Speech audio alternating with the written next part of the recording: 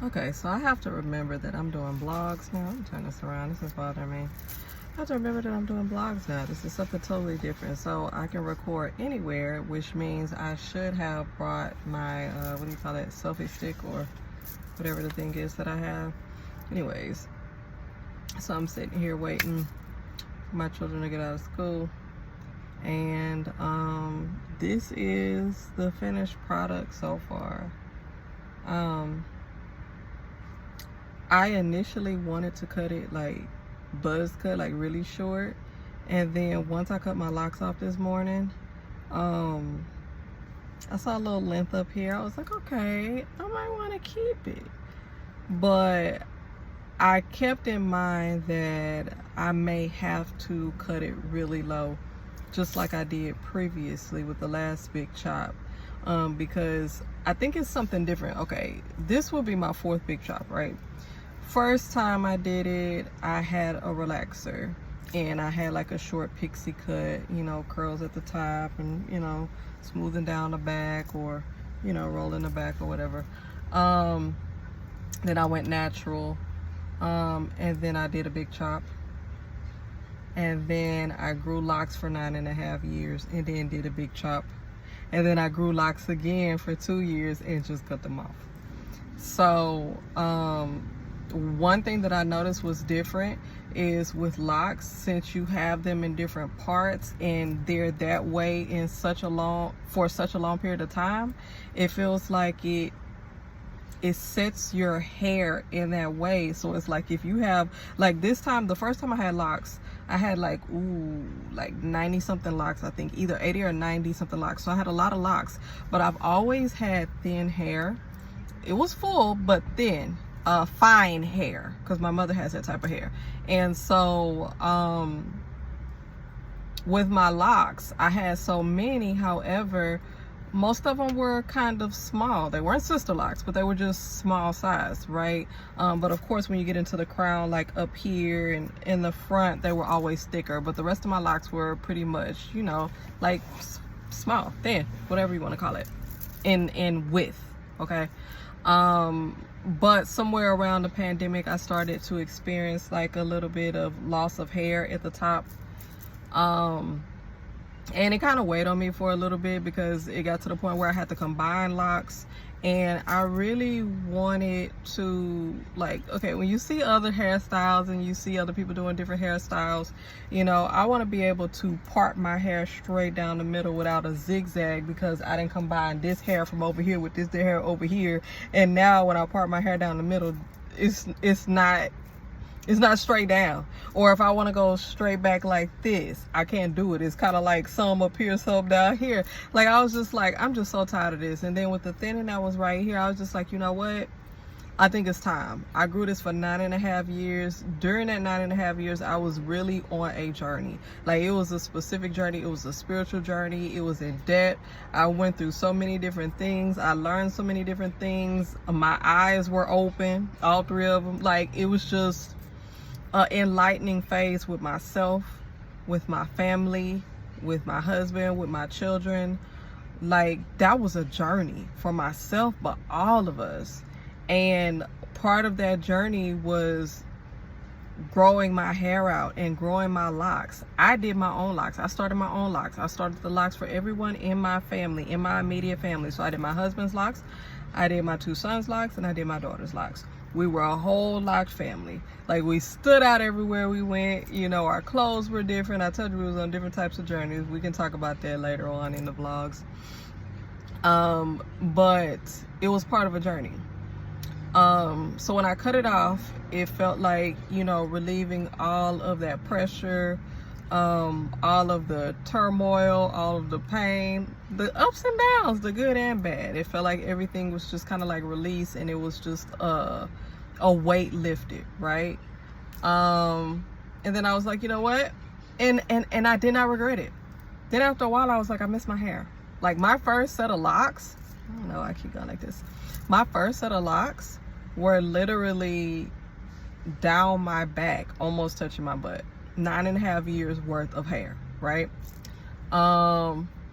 So I kind of missed it. Then I was like, you know what? I want to go on a journey of growing my hair back. I miss my hair. I miss my hair. I miss my hair. I still have those locks from the first set of locks. I don't want to reattach them just for spiritual reasons. Like, I don't want to reattach anything that's old, even though you can wash them, you can cleanse them, you can clean them, you can whatever. It's just not meant. Those are long gone. Bye-bye. I just keep them because I don't want nobody having my hair. That's another story. But, so I said I'm going to grow it out. So I grew my hair out for 2 years. And I said, you know what? Let me not do so many locks because, Lord, it is a time doing a head full of locks. One of my sons cut his locks off. Then the other son cut his locks off. The other son who cut his locks off, he did not like it. And I told him he would not like it. Like, this baby was born with hair. He came out the womb with a head full of hair and kept hair. His hair did not fall out. This baby always had hair.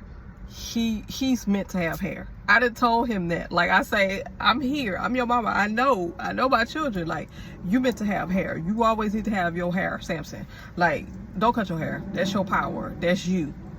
He wanted to be like everybody else. You know how kids begin to grow up. He was in middle school at one point in time, and he was like, I want to cut my hair by getting fades and waves and all this kind of stuff.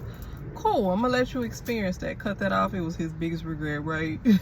Now at this point in time, going on 2 years now, he grew his locks back and they back down here. His hair grows extremely fast and he's excited. He's like, you were right in my life. I am not cutting my hair ever again. Okay, so listen to me. We know what we talking about. Mama must know most of the time. I know. Okay, but yeah, just doing my daughter's hair. And then as she got into high school, I was like, baby, you gotta start doing your own hair. She was mad at me. She was mad at me. I said, girl, look at me. Look at how I twist, your brother's hair. Pay attention to how I twist your hair. Go look at some YouTube videos. That's all I need to tell you. And you sit in your room and practice on your hair. And she was mad at me for a minute until she learned how to do it. And now she twists her brother's hair. Because I didn't give up on twisting. Like, I don't want to do it. I told you that was part of the journey. Like, I have no desire to do no kind of hair. I was doing hair the last 10, 15 years. Like, in my immediate family and people who ask me to do hair. And I usually say no. Like, child, I don't want nothing to do with hair. And my husband had cut his locks off 5 times. He had 5 different types of starter locks, which I started. This last set that he has, I told him I was not going to start them locks again. But, felt bad for him, talked him into it. It was for a specific reason. I was like, I am not doing this again. But I do not want to retwist his hair. Like, at this point, my daughter has been retwisting his hair. And I'm like, she about to go off to college. So who is going to retwist your hair? He was like, I'll pay you. You pay her. She was like, I come home every weekend. If you pay me. I'm like, girl, you come home on the weekends. You just want to chill in your room. You don't want to do no hair. But then again, you might be different. You might want money.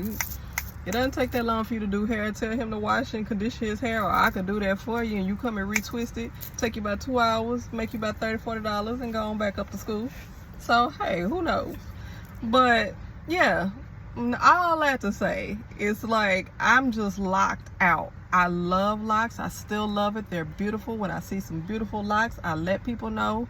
Like I said, my daughter, one of my sons, and my husband still have locks. Beautiful. But this is not my journey. I've always been the type of person who evolves. And once I evolve, I'm ready to move on.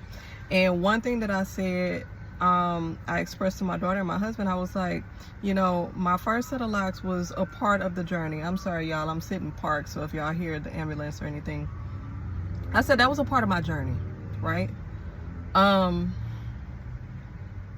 And I grew the second set mainly because I was missing the first set. Like, it was a part of my life for almost a decade. So you kind of miss it and you want to get it back. But, in hindsight and just kind of really looking at things and just really just thinking about it, I'm like, I have no connection to these set of locks. Like, they literally mean nothing to me.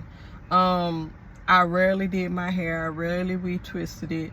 Like, I had no connection. It was no meaning. I always do things with meaning. That's just me. Some people do, some people don't, but that's just me. It has to have meaning behind what I do. I just don't do things frivolously, especially with my hair. So I was just like, it's bothering me. Like, I'm going through different things right now. I'm in my 40s now. Hormones are doing this.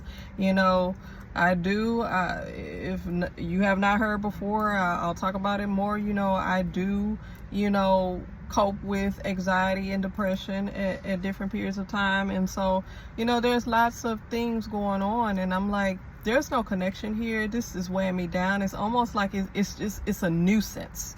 Okay, I don't want to do this hair. And the way that it grew, it just felt like it was just dead. And I know a lot of people say locks is dead hair, whatever you want to say about it. It just wasn't growing right. And I think I had about 52 locks. That's a 52, 48 or 52, one of them. But I had to combine a few because then they started getting thin. Because I was like, okay, if I do a few, then it'll make it thick. I had a few thick up in here, like the crown, like I said, and in the front, the rest of them were thin as ish. You hear me? I'm talking about thin, paper thin. But I mean, pinky finger don't even just thin. And I'm just like, what am I doing? Why am I holding on to this? And I kept telling my husband, my children, I'm like, I want to cut my hair, I want to cut my hair. And they're like, they hear this from me all the time. But when they really heard what I had to say and it was heartfelt, they were like, hey, I mean, that's you. We know that's you. Like, if you feel like it's time to let it go, let it go. And, you know, don't hold on to something if you don't know, if it no longer serves your purpose, if you don't want it anymore. And so that's pretty much what happened. So I prepared for it. My daughter was like, you know, I do know you go through, you know, anxiety, depression periods. They say, I think she said they say, if you still feel the same way within 2 to 3 weeks, almost a month, and you still want to cut your hair, it's probably something that you want to do, and it's not an impulse because of how you're feeling. I'm like, okay, I can get that. Another month went by, and I'm like, I'm ready to cut this off. So I just started preparing. I did a little haul. I don't know if I'll put it in this video or if I'll do a separate video, but I did a little haul. I just started preparing and buying stuff off Amazon, like you know, the scissors to cut hair, you know, different types of shampoo, conditioner, just getting into the whole natural hair phenomenon again. And it really excited me. I hate when my nose ring does this.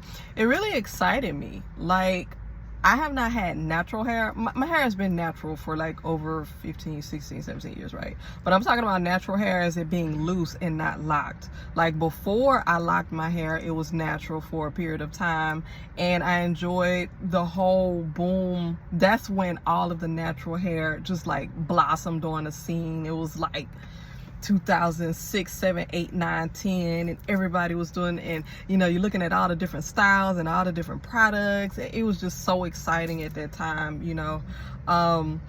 And looking at it now and just having my hair loose and natural, I'm so excited. It's almost like I'm excited again, like learning about different products and different things like that. So I'm actually excited. So I think this was a good change for me.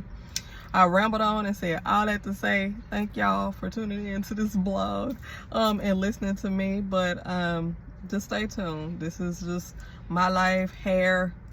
I'm gonna focus on hair, my life, and whatever else comes to mind. I don't want to pigeonhole myself or put myself in one category, but of course this will be my natural hair journey, but at the same time, whatever else comes to mind. And y'all, right here, I think it's so cute. Look at my gray hair. I have a couple gray hairs over here too. You probably really can't tell in the light, but this is a gray hair that always sticks out. And when I had locks, it would stick out too, and I wanted it to stick out. Like, I think it's so cute. I love it. But now, since I cut my hair, now you can see it, I think it is so cute. I think it's a good decision. I think this is an overall good decision that I made. So I'm excited. I'm happy. Talk to y'all again soon. Peace.